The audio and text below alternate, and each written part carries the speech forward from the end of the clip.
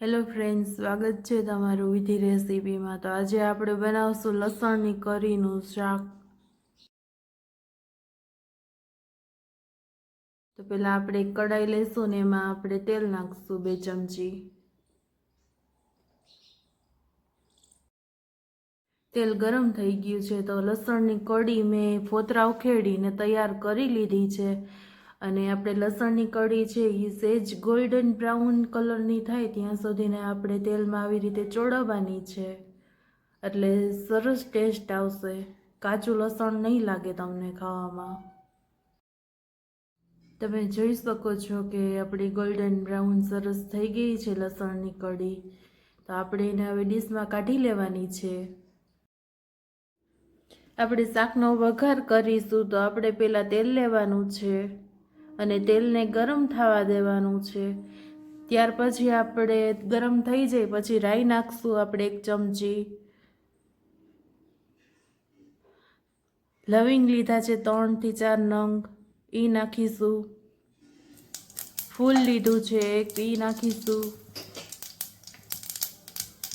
આખા મરી લીધા છે એ નાખીશું। તજના ટુકડા લીધા છે 2, એ નાખીશું આપણે। સૂકા લાલ મરચાં 2 નંગ લીધા છે એ નાખીશું આપણે। તમાલપત્ર 2 લીધા છે એ નાખીશું આપણે। અને ત્યાર પછી સરખો આપણે ચડવા દેવાનો છે મસાલાને। અને ત્યાર પછી આપણે નાખશું હિંગ,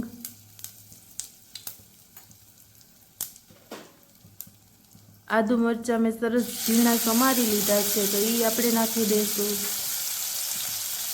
અને સરખું આપણે બધો જ મસાલો મિક્સ કરી લેવાનો છે।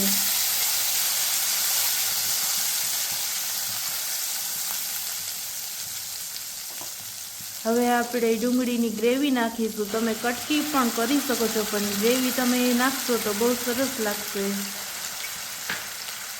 આવી રીતે ડુંગળીની ગ્રેવી કરીને શાકમાં નાખશો તો લસણની કરીનું શાક બહુ સરસ બનશે।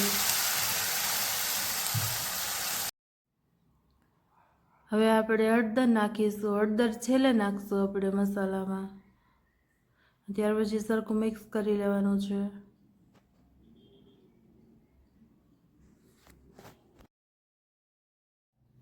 તમે જોઈ શકો છો કે આપણે હળદર નાખીને ત્યાર પછી આપણે સરસ તેલ છૂટી ગયું છે। તો હવે આપણે ટમેટાની પ્યુરી નાખી દઈશું। અને ટમેટાની પ્યુરી છે એ શાકમાં બહુ સરસ ખાટો મીઠો સ્વાદ લઈ આવે છે, તમે જોઈ શકો છો। અને એમાં પણ તેલ છૂટવા લાગે ત્યાં સુધીને આપણે એને ચોળવવાનું છે। સ્વાદ પ્રમાણે આપણે મીઠું નાખવાનું છે। અને તમે આવી રીતે જો ગ્રેવી કરીને શાક બનાવશો લસણની કરીનું તો બહુ સરસ ટેસ્ટ આવશે। અને હવે આપણે મરચું પાવડર નાખ્યો છે, એ તમે તીખું ખાતા હોય એ પ્રમાણે આપણે નાખવાનો છે। અને આ લસણની કરીનું શાક છે એ આપણે ઠંડી સિઝન હોય ત્યારે આપણે બનાવતા હોય છે। તો આવી રીતે તમે બનાવશો તો બહુ સરસ ટેસ્ટી બનશે। અને જીરું પાવડર નાખ્યો છે 1 ચમચી મેં। હવે આપણે બધું જ સરખો મસાલો હલાવી લેવાનો છે।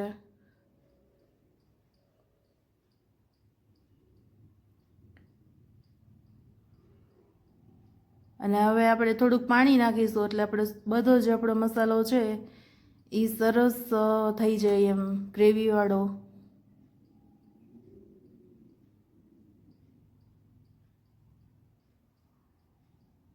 અને પછી આપણે એને ચડવા દેવાનો છે 2 થી 3 મિનિટ માટે સાવ ધીમા ગેસે। અને આપણે લસણની કળી નાખી દઈશું। લસણની કળી નાખીને આપણે સરખું મિક્સ કરી લેવાનું છે લસણ। તમે જો આવી રીતે લસણની કરીનું શાક બનાવશો તો બહુ સરસ બનશે અને ટેસ્ટી બનશે અને ઘરમાં બધાને જ ભાવશે। હું અહીંયા થોડુંક પાણી નાખું છું કેમ કે થોડો રસો કરવા માટે। અને આપણે ચડવા દેશું તો બધું જ પાણી આપણું બળી જશે।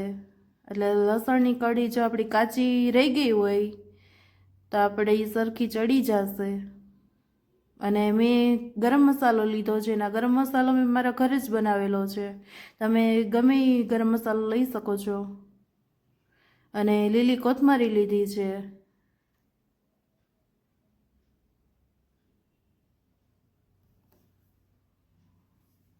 અને 2 મિનિટ માટે આપણે ઢાંકી દઈશું એટલે આપણી લસણની કઢી સરસ ચડી જાય.